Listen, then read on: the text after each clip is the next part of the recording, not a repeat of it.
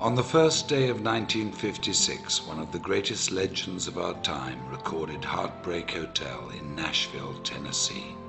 His name was Elvis Presley, and this, his first hit, officially introduced him to the American national music consciousness. The song was inspired by a young man who died an untimely death and evoked the last words, "I walk a lonely street." It was a song that would serve as the definition of a generation of music unlike anything the world has ever seen since. On that day, something else had taken place, perhaps not so momentous at the time, but that would prove to also define a generation, not of music, but of changing people's lives, and who would also die an untimely death as fate would have it. On January the 1st, 1956, in a gritty little neighborhood tucked away in South Los Angeles called La Mirada, Mark Hughes was born. His life was fairly unremarkable. Born to Joanne Hughes and raised by her and Stuart Hartman, whom she married, Mark was probably reared much like many of us. Mind your manners, be responsible, keep your elbows off the table, make good choices. He was skinny and good-looking, polite and friendly, and very protective of his two younger brothers. The quietest of the three boys, he'd inherited his mother's good looks and Stuart's focus and intensity. Like many families of the day, Joanne and Stuart moved the family to Camarillo to try to provide a better life for them, to build a future and keep the family safe. And like many other families of the day, their not-so-picture-perfect marriage fell apart and resulted in a divorce that would change the family forever. Mark's childhood was like many in the growing suburban community: school, day trips to the Channel Islands, bicycle rides and fishing outings. That all came to an end after the divorce, and Joanne began to chase her youth, trying fad diet after fad diet. It was a scary time for Mark, and when Joanne became sick in 1969, when Mark was just 13 years of age, the family returned to La Mirada. They lived with her parents, Mark's grandparents, Lorenz and Hazel Hughes, who took the family in and took care of them as only family could.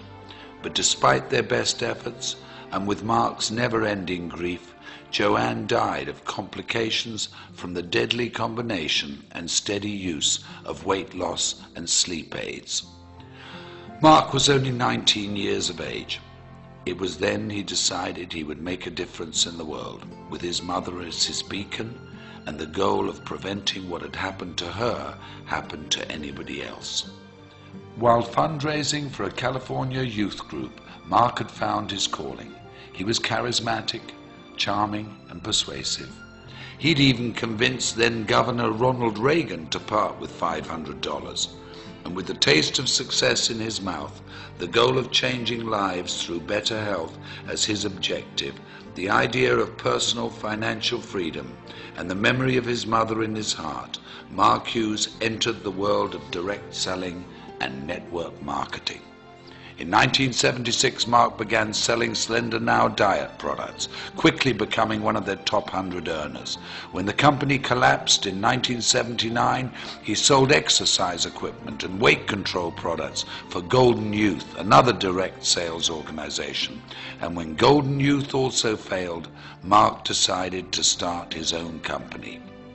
Intrigued by the Eastern philosophy of herbal medicine, combined with the vitamin and mineral technology of the West, he co-developed a line of products that promised a bold 100% satisfaction guaranteed or your money back.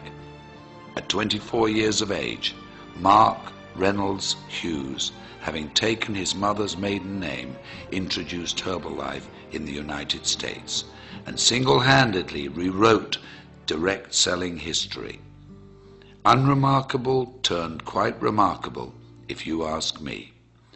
I often wonder what he would think if he could see us today, sitting here in this arena, looking at how big our organizations have grown, reflecting on the company's incredible retention rate, tasting our new products, walking into a nutrition club, celebrating success at a new president's team experience, how proud he would be.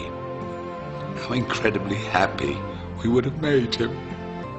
I know in my heart, as many of you do in yours, that his light is what has made this possible, that his vision is what fuels us, that we are forever changed because of his influence on us and his belief that despite what we may think of ourselves every now and again, we're truly remarkable human beings. What a gift we've been given. What an incredible, invaluable, unique gift. I had this incredible dream when I wanted to start the Herbalife company that we could help people lose weight and we could help them do it safely, and they would have not just hope, that they would have reality